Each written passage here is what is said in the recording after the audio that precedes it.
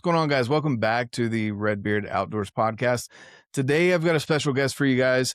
No, you've been on the podcast before. I was going to say, I've been trying to get you on for a while, but you've been on before where you were doing some secret squirrel stuff that we couldn't talk about. So now we've got civilian Josh Hubbs, newly dubbed civilian Josh Hubbs. You guys have probably seen his work on social media. He does amazing photography. And even if you don't recognize him in the photos, there's a lot of stuff that he's done for companies as well behind the scenes to help them with their content. He just puts out amazing content, loves the outdoors, loves actually getting out there, not just going out and taking fake photo shoots, but he actually loves to go out and hunt. He loves to go do so many of the things, as many things as possible with his schedule to get outdoors. With that being said, last time you weren't a civilian, now you are a civilian. How's it feel, Josh, to be back on the podcast? It feels good to be back on the podcast. It's definitely a pleasure to be on here, and I appreciate it. Oh, for sure. So, Josh, I guess for people that don't know who you are, walk people through who is Josh.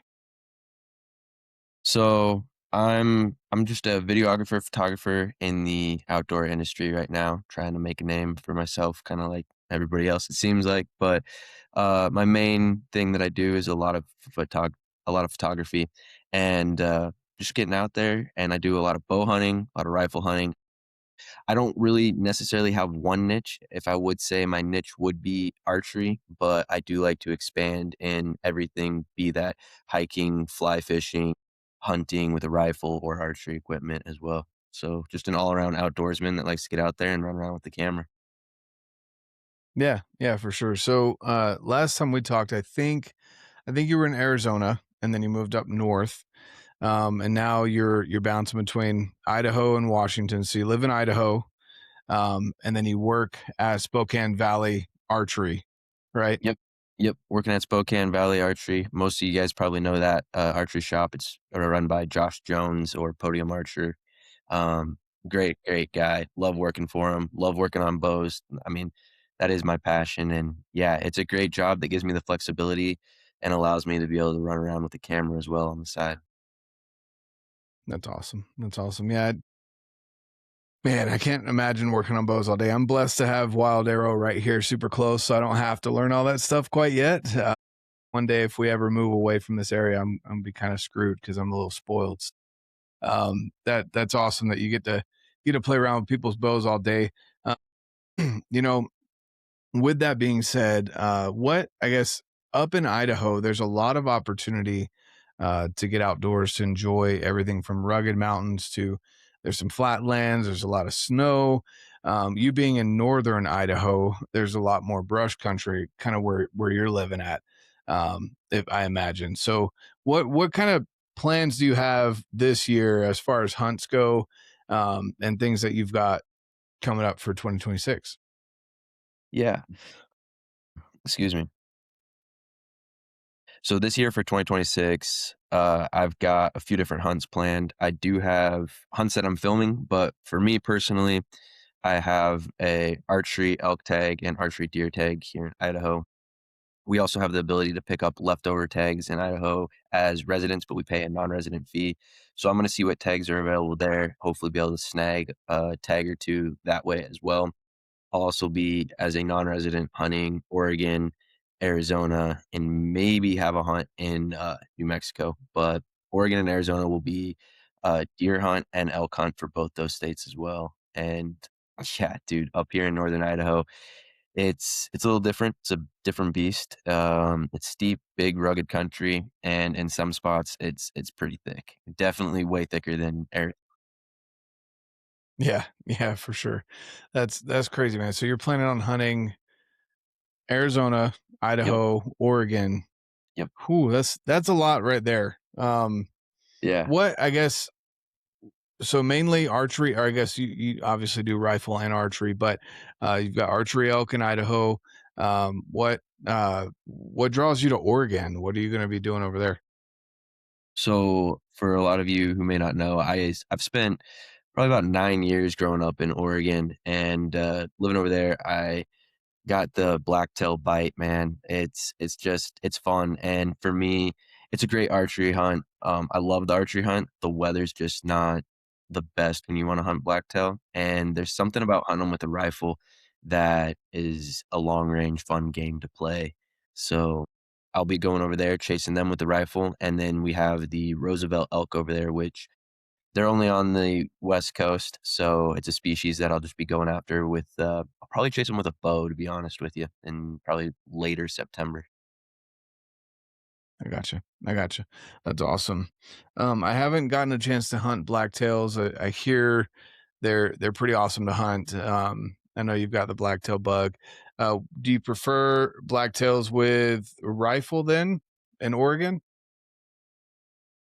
I like the last couple of years, the reason I like the rifle hunt over the archery hunt is that last week has just hit that rut almost perfectly or that pre-rut a little bit better, and the archery hunt weather has just kinda been crappy, I guess. We would rather have, some snow, some rain, that way you can follow some tracks up in the high country and find the bucks that are rutting. It's a little easier because it's pretty thick where we hunt them but the weather just hasn't cooperated the last few times with me. So I've been picking that rifle hunt, which is I think the first week of November, and the last week of October. Picking that, the weather's been a little bit better, and the rut activity's been just picking up just enough that it makes it a pretty exciting hunt. Awesome. That's cool. Yeah, I'll definitely have to check that out at some point. You We'll have know, to get you out there for sure. You man, just say when, we'll go. yeah, I know that'd be awesome. Uh, I hear they're a lot of fun. What about whitetails? Do you have any plans for whitetails? I know there's some up in Idaho, but not a whole lot.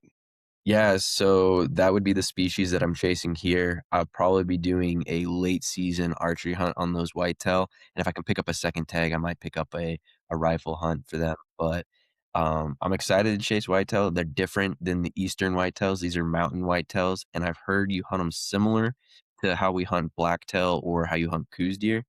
You can get to some of these farmlands though, and you can do the tree stand hunting in the ground blind, but I really wanna get after them as they're coming out of those migration routes, coming down off the hills as that snow comes in on that late season archery hunt. It's awesome. That's really cool. Okay, whitetail, blacktail. Do you have any bear hunts for the spring?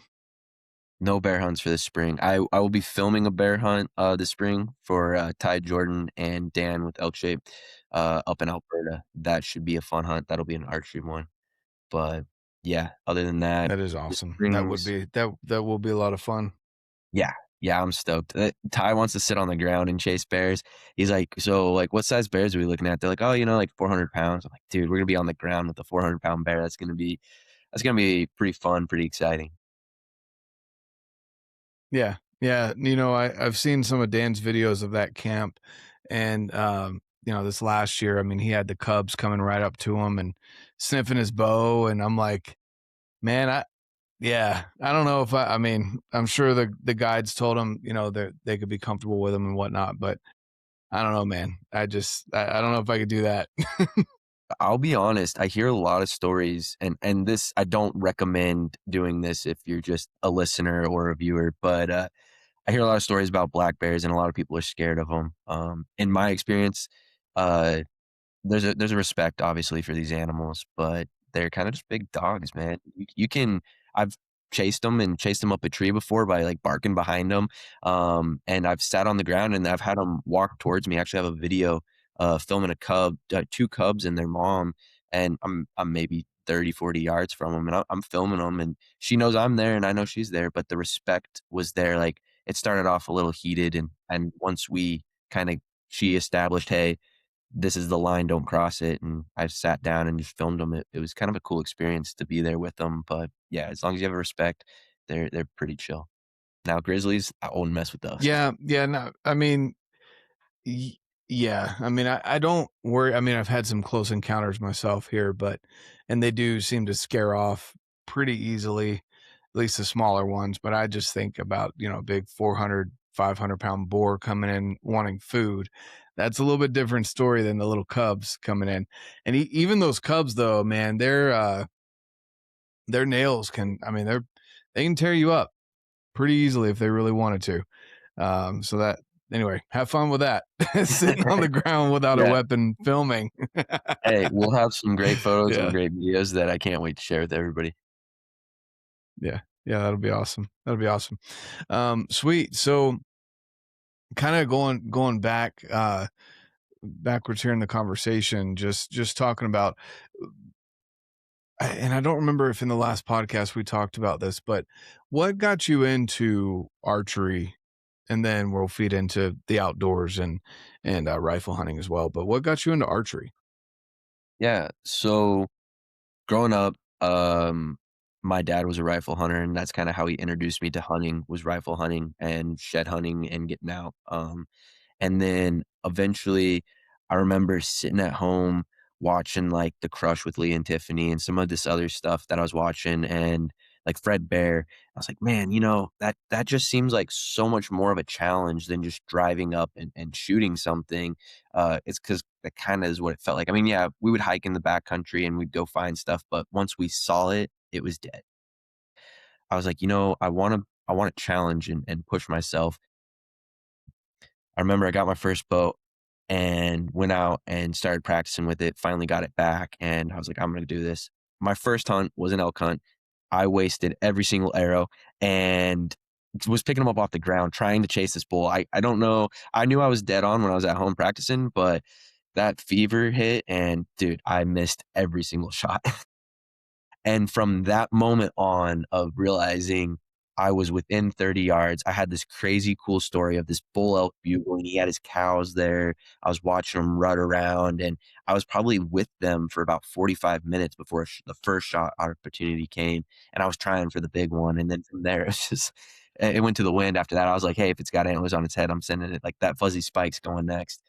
Uh, Yeah, I wasted a whole quiver and I spent all that time. I was like, "Dude, I am coming back and I'm gonna be better and I'm gonna make this happen." And so from there, it just kinda sank in and that's been an addiction ever since.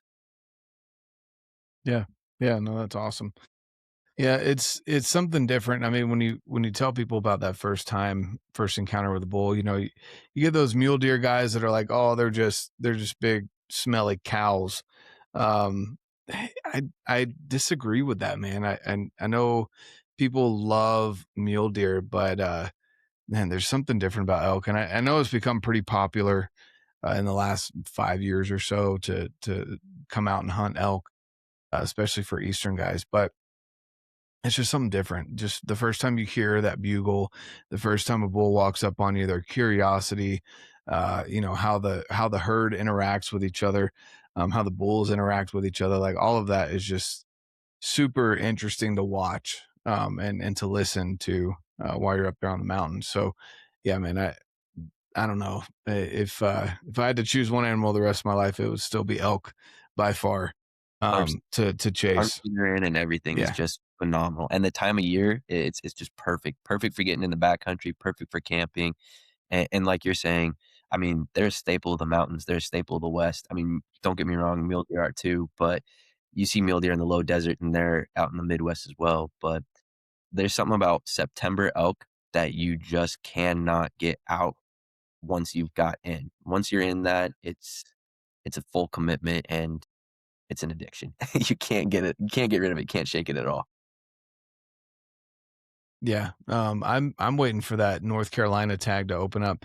I don't know when it will, even if in my lifetime. I hope so, but uh, they've got a herd building up over there. They've got one in Tennessee, North Carolina. I think it's fed into Virginia or West Virginia as well. So it's growing. They took some of the Rocky Mountain elk and planted them over there.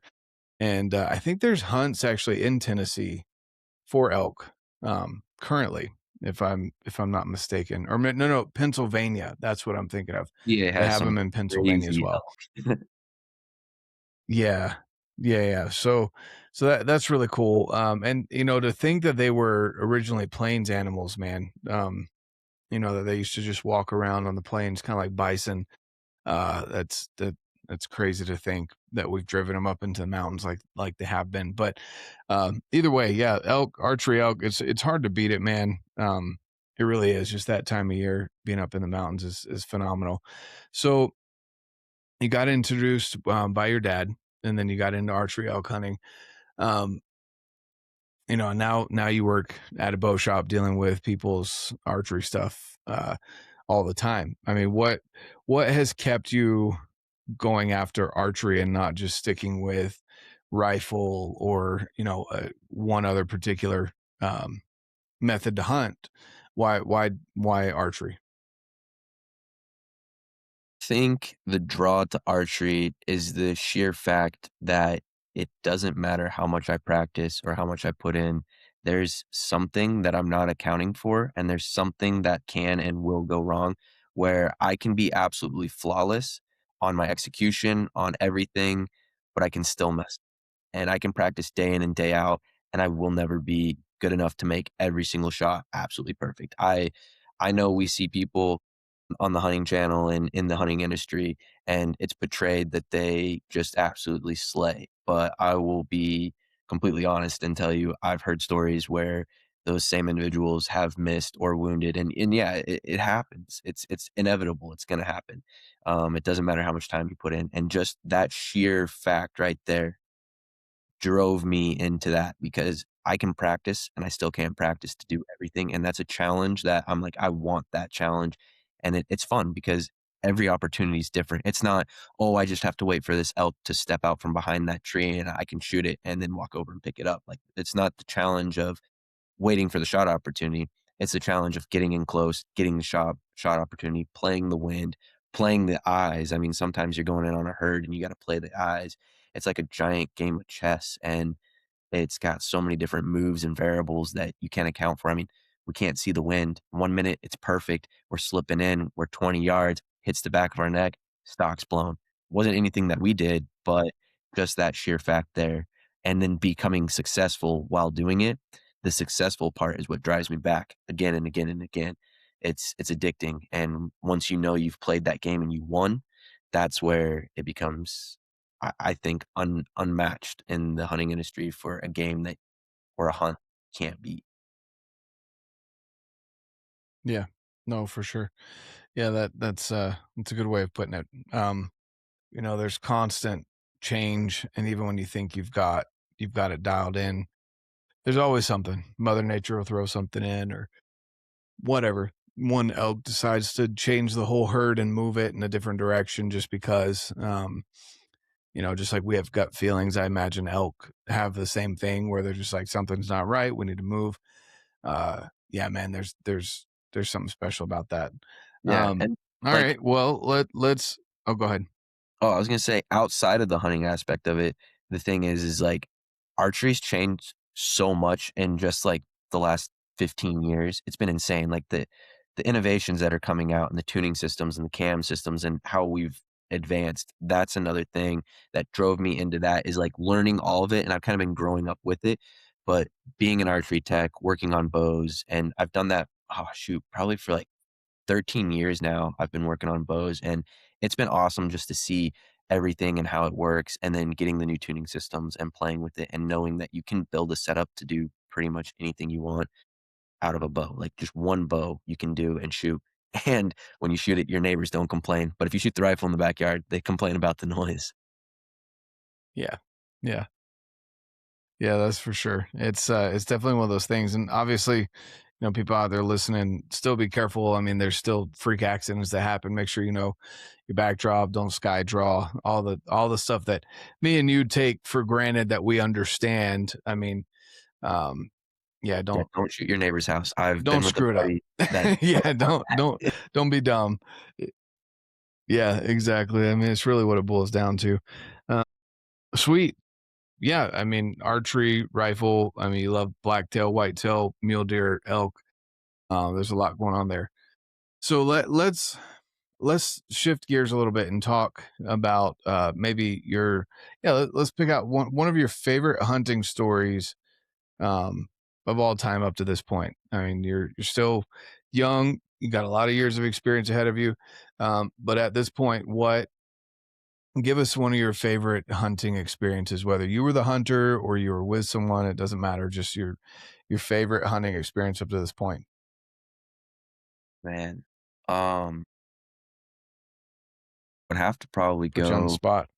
Yeah, trying to think because I do have a pretty, you know, my favorite hunt right now to date, um, is definitely my first elk. It was the first elk I shot with the rifle, first Roosevelt elk, in Oregon. I was fairly young. I want to say I was like 14, um, with my dad. Well, real quick, let's break it down. Let's break down the difference between Rocky Mountain elk and there's a whole bunch of them out there. I say a whole bunch. There's like 5 different species or subspecies of elk. But what makes a Roosevelt different than the typical Rocky Mountain elk that you'll find out west? So Rocky Mountain elk are typically, I mean, by their name, found in the Rockies. They are in some plains and stuff, but they don't really go to the coast. Their antlers are a lot bigger. Their body is a little bit smaller. A Rosie is on the coast, pretty much in that coast range, the Cascade Mountain Range, and their body's quite a bit bigger. They can still grow antlers bigger, but typically their antlers look a little bit smaller and they're shorter with more mass just because they're in a more dense environment. In my opinion, that's what causes that mass to come on. But yeah, they typically have bigger bodies, smaller antlers, where your Rockies have smaller bodies, bigger antlers. There you go. Okay, continue. So, first Roosevelt, Oregon, probably, I think I want to say I was 14 when this happened. You know, I found these elk by myself. I would go up to this clear cut every day, and I had them patterned. Like I would come home after school and I'd run up and I'd watch them, and then I'd get up early and I'd run up and I'd watch them, and then run back down, catch the bus, go to school. So like I knew what the elk were doing. I tell my dad, and he's all excited. He hadn't been up there scouting with me because he'd been working, but I knew opening day was coming. I had my alarm set. I knew when we had to be there and how, like right where we had to be. So, it's the night before. I'm all restless. I got everything laid out going to the door so like I can put my clothes on as I get to the door to leave. And my dad's gonna come with me. So alarm goes off. I'm getting dressed, getting ready to leave. I'm making some quick little breakfast. My dad's not up yet. And I'm like, well, crap. So I run in, I try to get him up. He's like, oh yeah, I'll be out there in a second. So I start putting stuff in the truck. Still not ready yet. At this point, we're bickering because we're not really seeing eye to eye because that father son love. I'm over there telling him we got to do something one way. He's over there giving me the fatherly speech of everything happens for a reason. And I'm like, dude, I've got this down. We got to make it happen. Uh, so we're You're kind of like, going yeah, back. I'm gonna miss this elk opportunity because you slept in. Yeah, exactly. So we get to the truck. We're running about 15, 20 minutes late. We get up the hill. We park. I throw my pack on. I run up the hill and I look back and he's still coming up the hill, but he's going slow. And I'm like, come on, like we got to go. Like I'm getting frustrated. And it's kind of the tension's building, right? And we get to this ridge. We're walking this ridge out to the clear cut. It's probably a good, I would say it's probably about a half mile to a mile walk in on this ridge. And then you hit an old skid road. There's an old clear cut there. So we're walking in and we're back and forth again. I'm telling him we're late and he's telling me other things like I need to be patient and all this. And I heard a sound and I swear it was a bugle.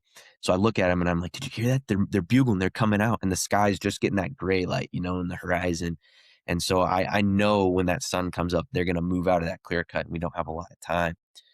And he looks at me and he's like, it was just a bird. I'm like, nah, dude, that was a bugle. I've heard a bugle before. And we start walking again. I'm mad. I'm in front of him, like pouting and holding my straps, and I'm just walking like the stupid bird. Like, no way. This bull bugles again. And it was there was no questions. It was this bull bugle. And I turned and looked at him. My eyes are all wide. And I'm like, did you hear that? And he looks at me and he was like, it was a bugle. And I looked at him, I was like, it was a bird.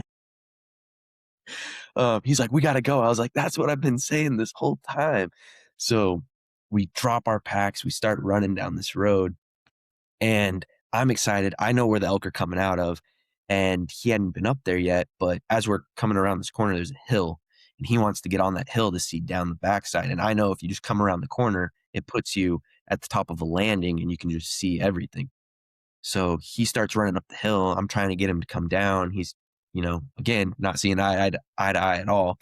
And as he's going up the hill and I'm coming around the bottom, the elk are walking across the road and they're moving fairly quick, but they're just going across the road.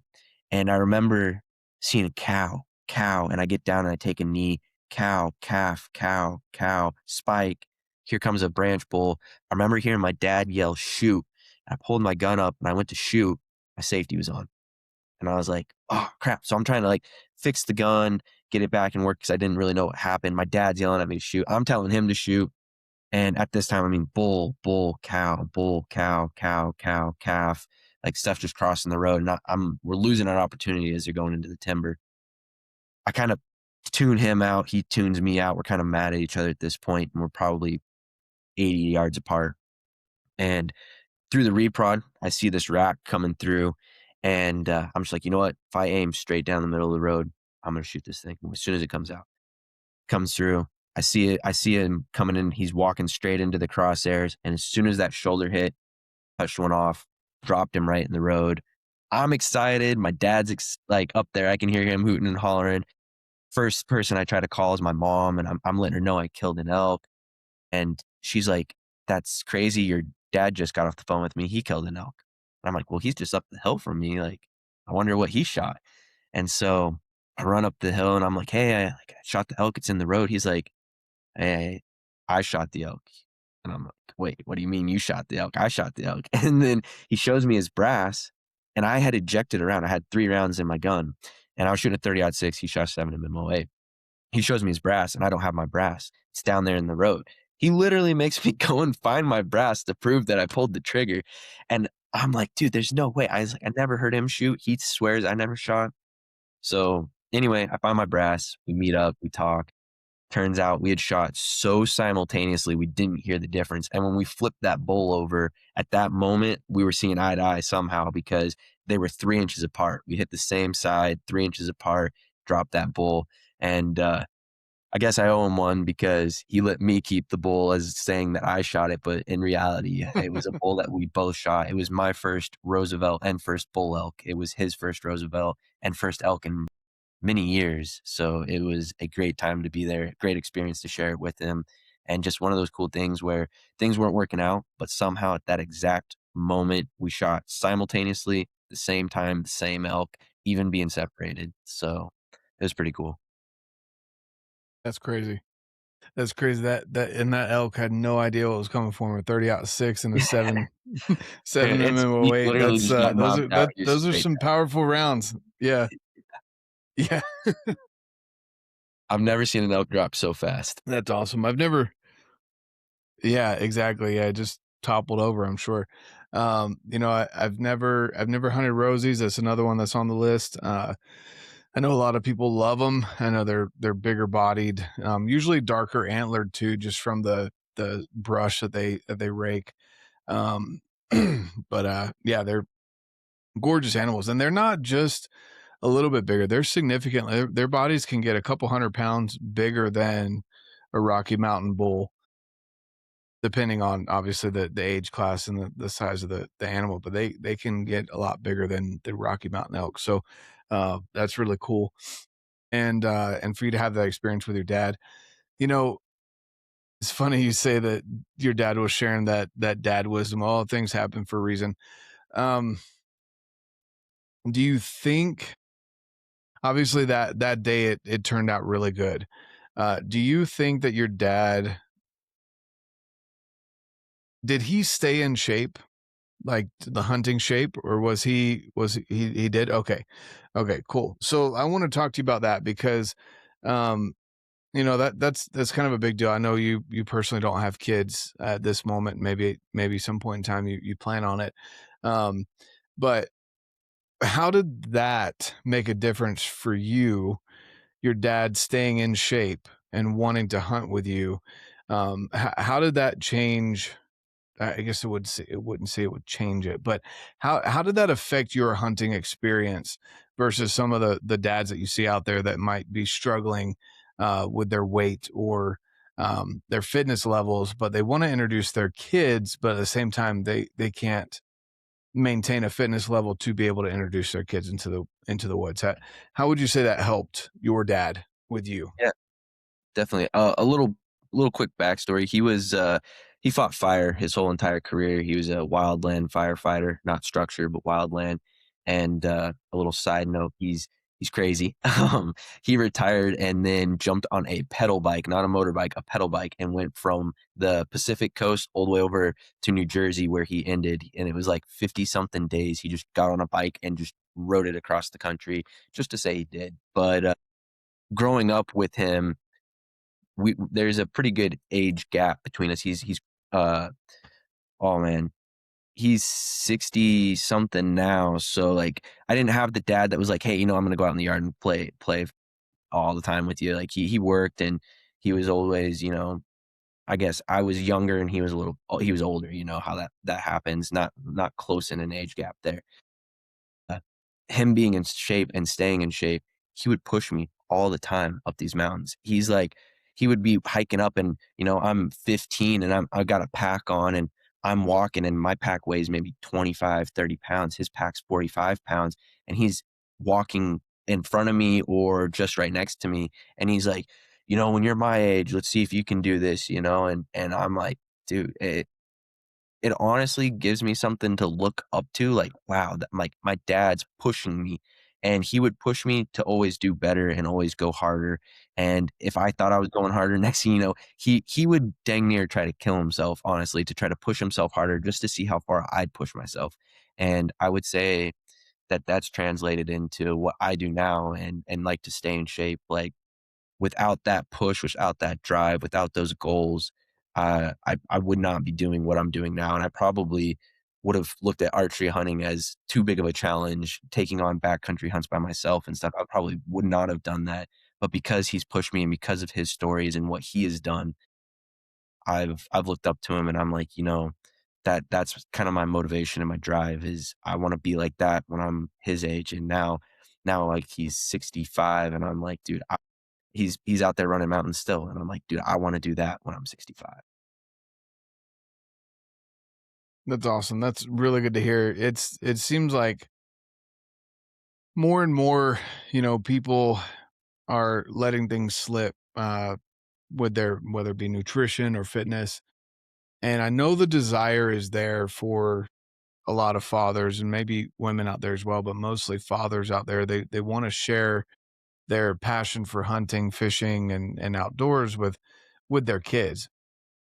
And it's cool to hear that your dad stayed in shape. Obviously, you don't have to be a wildlands firefighter to stay in shape, right? But I'm sure that played a big role because he's got to be in shape or he could end up dead very easily fighting these fires that he did. And so, that's a huge deal. And even now, hearing you say, he's in his mid 60s, and you're like, I want to be like that when I'm in my mid 60s. And so he's still setting that standard, even though you're not living with him, even though you're not right there to push him. He obviously has that kind of internal drive to want to stay in shape. And whether intentionally or not, he's pushing you to continue to be better. And I bring that up from your perspective as the kid in this scenario, how it allowed you to have more experiences with your dad when you were younger, being able to look up to him challenging you in a way that I just feel like a lot of dads don't do nowadays. They let the screens be the babysitter. They let, Yeah. the fitness fall by the wayside. They take the easy route with fast food and all of those things rather than the struggle of teaching your kid how to cook, how to grill, wild game, how to hunt for wild game, how to prep for it, whether you're intentionally prepping or not. Um, in your case, the hiking the mountains with 20 pounds versus 45 pounds, all of those things, uh, super important for parents to, especially fathers, to set that example um, for their kids. So it's cool that you have that. I would agree, and I know to this day, he he he challenges me without knowing he challenges me. He doesn't purposely challenge me now, like, he's not, trying to push me, but I know I've got a text on my phone that says, "Hey, I did my 5-mile loop today, and every mile I did 25 push-ups," because that's what he's doing now, and he does his little 5-mile walk, and sometimes he does it with 45 pounds on, sometimes he just does it just to walk, and he just tries to keep up, and the pack test standard is a pack test standard, and he uses that as his standard to try to push himself. But it pushes me because I'm like, dang, I didn't do anything today. I need to do something. My dad's out there doing it. But like you said, I think a lot of people, and not I'm not saying just dads, I'm saying moms too, and it's kinda, I think it's a group thing because I think if one does it, the other one kinda relies on it, but the easy way, like you were saying, the fast food, the electronics, it's easy, it's fast, and it's right there at our fingertips, but it doesn't give us anything to do. And I think if you just get outside, throw a football, go for a walk, go for a family walk, or go do something. You don't have to have a gym, you don't have to work out, but just something active and being there. I think it builds a different bond, and I think it gives you a different mindset, and I think it Mhm. keeps you in shape and gets you healthier. And like the fast food stuff. I grew up, my dad cooked. He was the cook of the house. We always had home cooked meals. And now I don't cook as much as I wanted to because I'm traveling a lot. But when I'm home and I can cook, I like to cook, and I like to cook for friends and family because it's something fun. And you ask people these days, you're like, hey, you want to cook something? They're like, yeah, we can pick that up at the store. I'm like, no, no, you buy the ingredients and then you make it. So it's definitely going downhill, but I agree with you. It's something that should be done, and it's a great way to stay healthy. Yeah.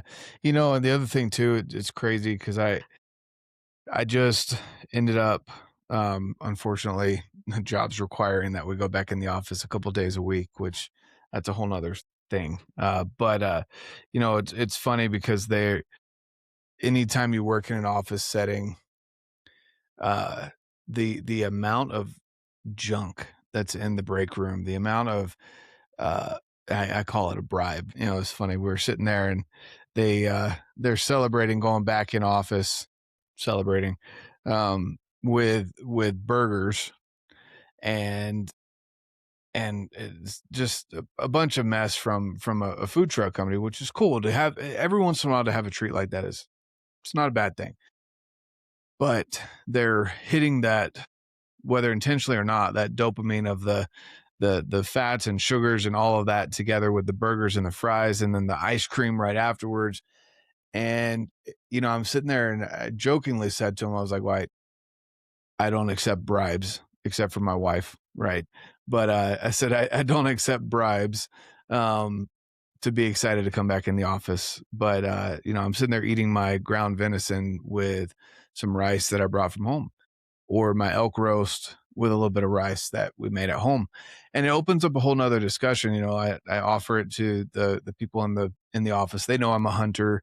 And it's just a whole different discussion of how easy it is to just throw 5 pounds of ground venison into a pan, cook it up with whatever seasonings you want. You know what's going in it, you know where it's coming from, and you've got meal prep for you and your kids throughout the week. You can put it over rice, you can put it with some noodles, you can mix it into spaghetti, you can make it into chili, you can put it in soup. Like having that available right there with the protein as the focus and knowing where that came from, it's not full of antibiotics. It might have a little bit of pork or beef fat mixed in with it, but not a lot. It's very lean. And again, what's going into it is super important for health. And so, it's something that I feel like it's fallen by the wayside, unfortunately. And it continues to be so because it's easier, and that phrase of choose your hard. It's either going to be hard to take some time to cook or it's going to be hard when you're fat and trying to lose weight. It's going to be hard when you have medical bills, or it's going to be hard because you're doing a 5 mile loop every day with 25 push-ups every mile. You choose your hard, right? Which one do you want? Do you want to be the 65-year-old running the mountain, or do you want to be the 65-year-old that can't get up off the couch and play with his grandkids? Yeah, and Which one, right? a motto that And we've and al I choose the former. I want to be the other one. Yeah. most definitely, yeah, I agree. And, yeah, a motto we've always said is, my dad's always said, "If you stop moving, that's when bad stuff happens." I mean, look at cars. If you don't run them, they gum up and they stop working. If you just don't treat your body right and you stop moving, things gum up, things stop working, and that's no good. So stay active and stay moving. I mean, it doesn't have to be anything crazy. You don't have to be I'm not bashing him, but you don't have to run a marathon every day. You don't have to climb mountains every day, uh, like some of the influencers we see. You know, as long as you walk a mile, do something, do something active, at the end of the day instead of just ending with nothing. Exactly. Exactly. Yeah, that's all super important for people to understand. And no matter where you're at, whether you're, in your 20s and your teens, or if you are older, start today if you haven't already. And if you are doing it now, keep doing it. And don't do it with a, if you are doing it and you're continuing to do it with a mentality of wanting to share that with others and explain to them why that's important when they ask, not feeling weird because you stand out, or the opposite, an elitist mentality. Don't go into it with that either. You want to set the example through your actions. And again, whether that's your coworkers, your friends, your kids, your spouse, whatever, and whoever it ends up being, there's people watching you. And especially if you're an outdoorsman or an outdoors woman, people are looking at what you're doing, and they're going to ask you questions about why you do things a certain way, and just be ready to answer those questions with respect and simplicity more than anything. So anyway, that's really cool. I love hearing that your dad set that example for you. Now, are you an only child? Do you have siblings? I have 2 half brothers that are older than me, and then I have a sister, a full sister, and she's younger. Nice. Awesome. Are they into the outdoors as well, or are they kind of off doing their own thing? I think we're split. My oldest brother and my younger sister, they're into the outdoors. They like doing outdoor things, but not as hardcore as my middle brother and myself. So we're kind of I would say extremist when it comes to it. We love getting out there in the backcountry. We love hunting. We love fishing. And we love being out there by ourselves. But yeah, the other 2, they like it. They're just not into it as extreme as we are. But yeah, we're all, I would say our family's very outdoorsy, very motivated to do things and stays pretty active. That's awesome. That's awesome to hear. Again, just a great example from your dad, and I'm assuming your mom or your stepmom as well. They're just a good set of examples right there. Now, I want to shift gears a little bit here. You being a photographer, videographer, for people getting into it real and finally recognizing that your iPhone can't do everything that an actual camera can, a DSLR can. Um, let's talk a little bit about that for someone that maybe has done everything that they can with their iPhone, or maybe they have a little action camera that they use, but they want to do a little bit more, whether it be with photography or some self filming. Let's kind of dive that down that rabbit hole a little bit here. What did you start with when you started doing photography, videography stuff? What body, camera body? Yeah. So to be 100% honest, I did start on an iPhone. And for those listening, hey, biggest thing that I would recommend to you if you don't have a camera and you are just using a phone, please download Lightroom Mobile and eat CapCut and figure out the basics of editing. Because if you can do editing and you understand editing, even if they're iPhone videos, then getting a camera makes it a whole lot better. The camera doesn't make the videos for you. The camera doesn't make the photos look better for you. They just capture them. And then a lot of this is editing. Then jumping into the body, I started on a Canon 80D with just a kit lens. I believe it was like a 24 to 70 kit lens, and then I bought a Tamron like 18 to 300 or something like that, was the lenses that I started on. And yeah, from there I slowly progressed into the mirrorless camera bodies of Sony, and now I shoot on the A7 IVs. Awesome. Awesome. So what was the biggest thing that you noticed? I mean, you bring up a good point with Lightroom and CapCut, and then going from there, like why did you make the jump from just iPhone stuff to getting a bigger camera, dedicated camera? Uh, the main reason is it comes down to storage. and glass for me. So your glass is your lens. Your iPhone's only so limited on the lens it can do. And before they came out with this pro resolution and all that with the iPhone, you could only get this HDR, which was pretty much automatically editing the photo for you, and it wouldn't get what I saw through my eyes. The camera will allow you to capture the colors and everything else and save them so that when you go back in to edit them, you can make it as you see it, or you can give it a crazy cool feel to it where like a cooler, darker feel. A lot of my photos have been, I'm kind of in that area of like a cooler, darker feel.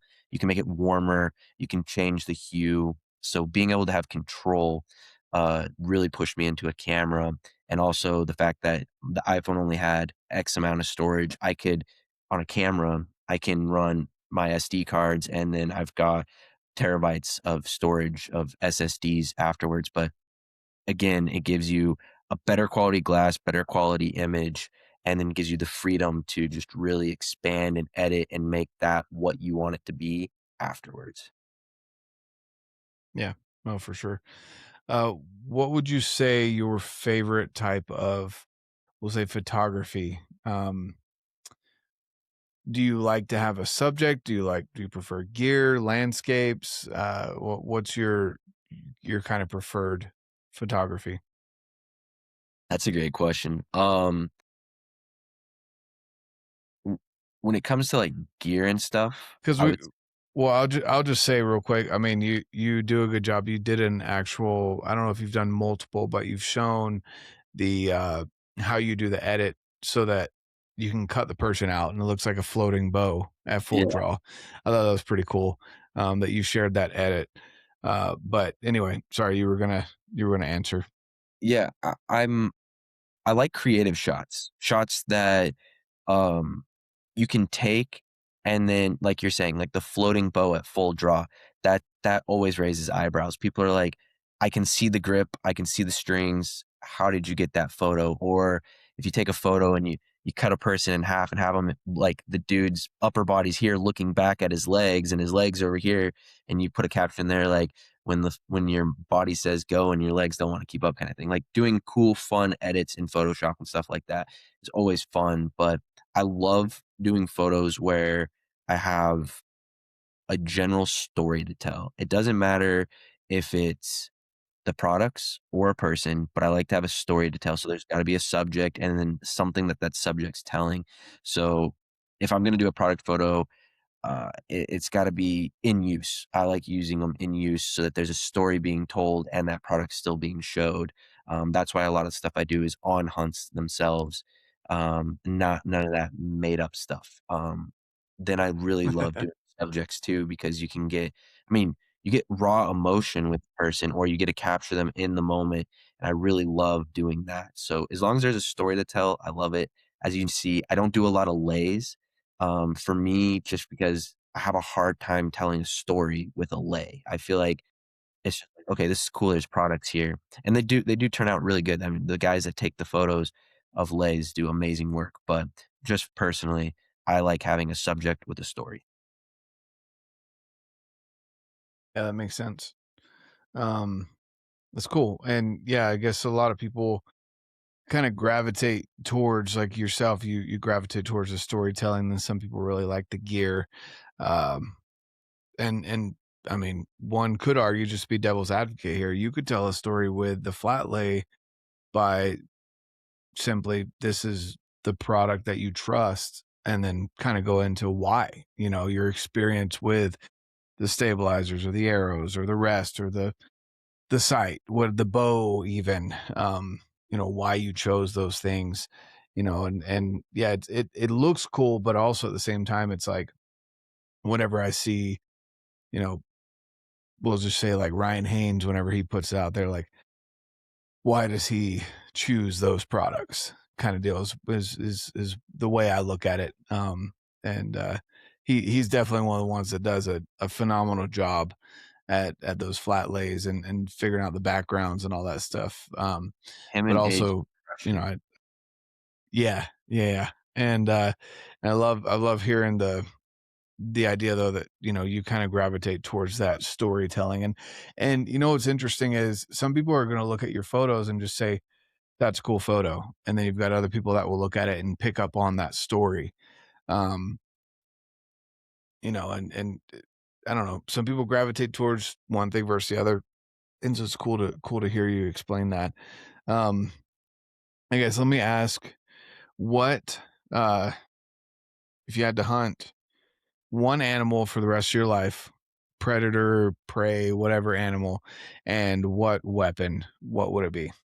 Definitely September archery elk. That is, yeah, I don't think I'd even bat an eye at that. It's, again, like we said in the beginning, it's the time of year. It's beautiful. The sounds, everything. The leaves are changing colors. It's a little bit colder. You can feel it on your cheeks, on your nose in the morning. You can get those still really cold mornings where you're just bundled up, and then it gets warm in the afternoon where you're laying on the hillside and just enjoying the sun and get those nice mountain naps in. And it's a hunt where you're not stationary. There's a lot of dynamic stuff happening. You're moving around, and it's a huge game of chess. And I think it's absolutely addictive. I wouldn't change that hunting or ask for any other hunting. If I had that for the rest of my life, I'd be one happy man. Yeah. Yeah, that's awesome. That's awesome. Now let me dive into the weeds a little bit more there with you. Would you choose brush country, Roosevelt's, or Rocky Mountain elk? Like, what, give us the setting, like you don't have to say exactly like units or anything, but we're talking brush, we're talking open country, are we talking rosies, are we talking Rocky Mountain, um, flatland, Arizona style? Like, what are we, what is your ideal September with a bow? If I mean, when I think of September and think of hunting elk, I think of big, deep canyons or mountains, just rolling mountains out there where, I mean, they break tree line and then you jump down into the thick timber, but you've got, your open south faces, your dark north faces, big timber, big openings, meadows. You get in there, some pockets, and there's big meadows, creeks running through them. So I like high mountain country, to that like mid mountain country terrain. And it would definitely be Rockies just because I do not like crawling through blackberry bushes or poison oak at all. And that is where the Rockies are, or the Rosies, excuse me. And I'm not about that. I will hunt them, but only if I have to. Otherwise, I would much rather chase the Rockies. Yeah. So gotcha. That's cool. All right, let's do a couple more quick questions here. Favorite broadhead of choice for elk? Ooh. Do I have to pick between expandable and fixed blade or Yeah. both? Okay, if I was gonna No. do a Pick. fixed blade, it's gonna be a single bevel fixed blade, and it's probably gonna be the iron wills. If I'm gonna do an expandable, which I honestly really do love shooting some expandables, just because of the sheer accuracy and damage you can get on them, but I really I like hybrid expandables, like the, Sever Hybrid, 1.5, and I like a smaller expandable just because I want to maximize the penetration I'm getting on such a dense animal. Gotcha. So that's interesting. You choose smaller expandable, which could arguably be about the same size as the iron will. Um, I guess the smaller expandable is 1.5 inch. Iron will's 1.25 ish. Um, with bleeders. Oh, I guess bleeders or no bleeders on your single bevel. I would run, no bleeders on the single bevel. Okay, cool. Um, okay, let's see here. Uh, heavy arrow, light arrow. I guess what's your ideal grains that you've found up to this point? I know you're working on a video on that. Yeah, I'll keep this one short because I could definitely dive. We could talk for an hour about this. I have done some lab radar testing from poundages from 60 pounds to what I'm shooting now, which is 84 pounds. And for me, depending on the game you're hunting, this definitely changes because speed definitely kills when it comes to whitetail, just because they do jump that string on those closer distances. But what I look for in a setup is an optimal trajectory. I'm not necessarily looking for an optimal FOC or a weight, whatever it comes down to. I'm looking for an optimal trajectory that's going to shoot a little bit flatter and maintain speed. So actually today I just tested my setup at launch. I'm getting 301 at launch, and this is a 466 grain arrow that I'm shooting right now. I'd say the Easton 5.0s. So at launch, I'm getting 301 feet a second. At 75 yards, I'm still at 280 feet a second. So that's a pretty big distance, but I'm still maintaining a really good speed. I mean, some bows are shooting 280 at launch.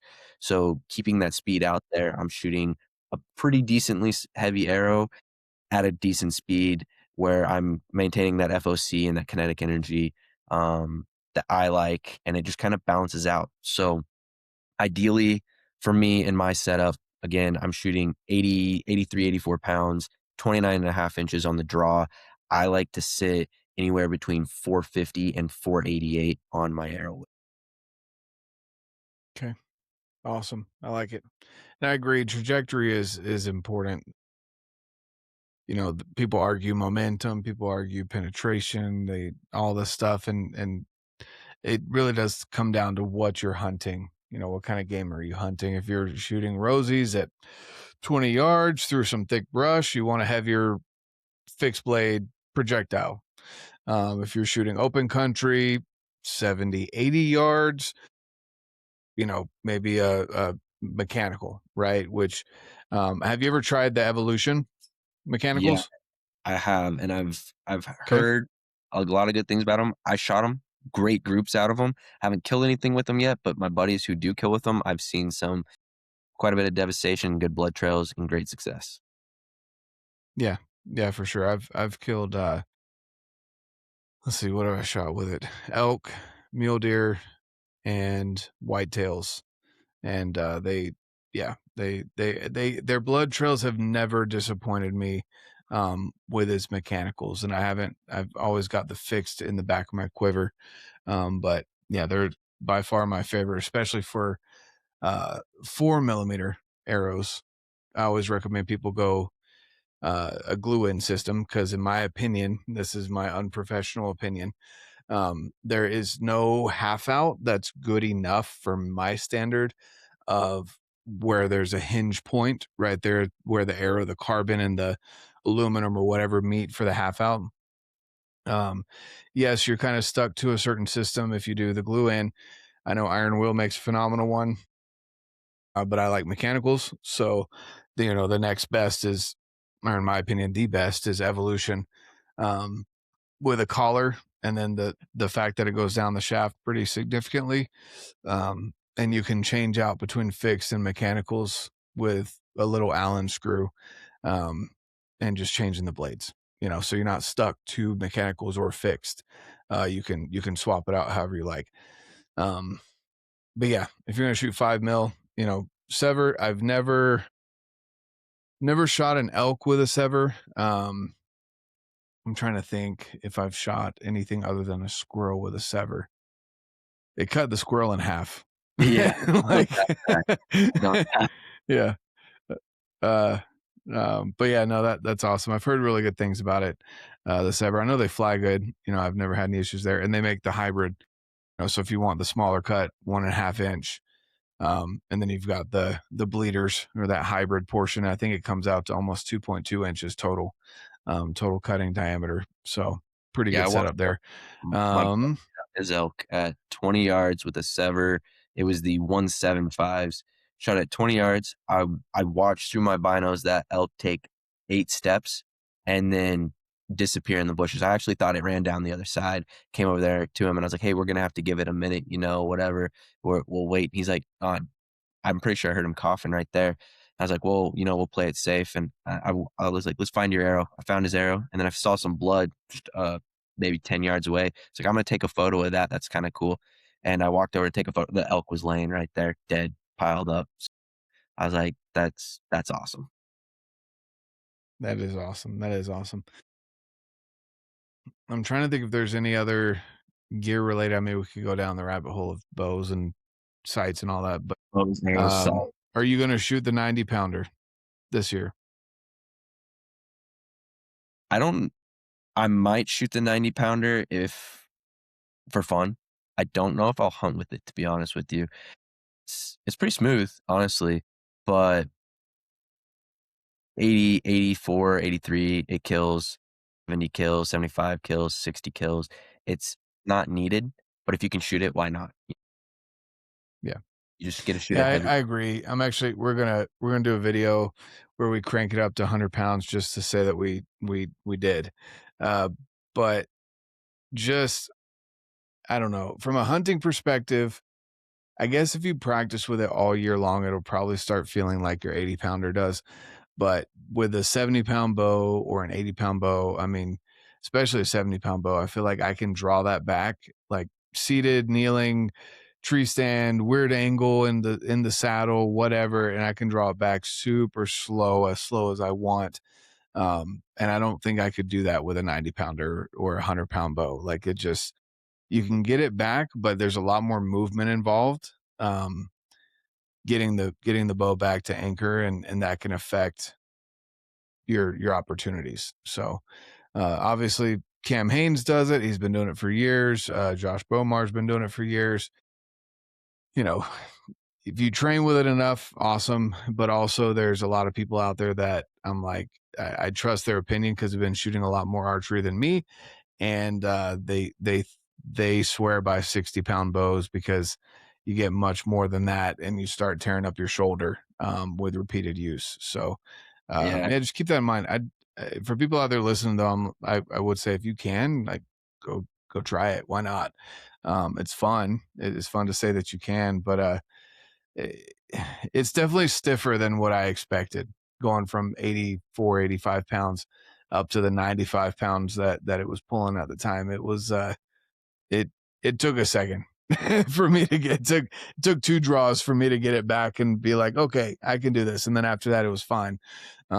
But yeah, yeah, yeah, I'm right there that's with you. I won't lie. I went to shoot that one there at Western Hunt Expo, and they said it was 95 pounds, 94 pounds. I was yeah. like, all right, yeah, like I'm shooting 83, 84. That shouldn't be a problem. That 10-pound jump, the first two attempts, I'm gonna be honest, I felt it in my shoulder. It's like, man, I don't know if I want to. And that day I didn't do it. And then the next day I came back and I got it back, and I was like, all right, it wasn't as bad as I thought it was gonna be, but I was like, kind of surprised that 10-pound jump makes it quite a bit more stout. But like you said, with practice, it'd get in there. And if it was at 90 pounds, being only 4 or 5 pounds more, I don't think it would be as hard. But that 10-pound jump was more than I was expecting it to be. Yeah, for sure. For sure. Yeah, no, I agree, man. Again, it's one of those things where you practice with it enough, I'm sure you'll be fine. I remember my first time trying to draw back a 70-pound bow and feeling my shoulder creak a little bit, when I mean I'd never drawn a bow back before. And then ordering my 80 pounder because I knew I could turn it down and work my way up to the 80 whatever pounds. And I mean, good test is, can you sit down and draw without rocking back and forth? Can you kneel and draw it? Um, and then once you do get it, make sure you draw it in your tree stand or your saddle or however else you're going to be hunting. Do that pretty frequently because otherwise, when that whitetail or whatever walks out in front of you, you're either going to one or two things. You're either going to jerk it back so hard that you're going to rip the strings off of it, or you're going to freeze up and not be able to draw it back because you haven't been practicing. So whether you go with 60, 70, 80, 90-pound bow, practice. Just be Yeah. consistent with practice. One thing Yeah. I would say for anybody listening or watching is don't let ego get to you. You don't have to shoot 90 pounds because there's a 90-pound bow available. And if you can't shoot it, that's okay too. Like we're saying, you can kill it. I know plenty of people who kill at 55 pounds, and you can kill at 60 pounds. Like you don't have to shoot that unless you're a short draw and you really want to get to a speed with a weight of a certain arrow. So if you have a certain arrow weight and a certain speed you're trying to hit and you need poundage to get there, okay, yeah, but if you can't pull it, again, it's not needed to kill. It's just one of those things that it gives you a little bit extra advantage to shoot a heavier arrow faster, and the perks are there, but they're not necessary. Yeah. And I'll point out not just women. I know there's short draw dudes out there too, but for the most part, women out there are the ones with the super short draws, 25, 26-inch draws, or even shorter, and they're shooting 40, 50-pound bows.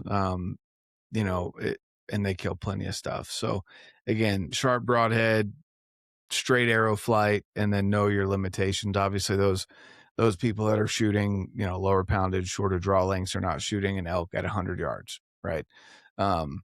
So just again, know your limitations, figure out what kind of experience you'd like to have, and yeah, I mean, again, 90 pounds is fun.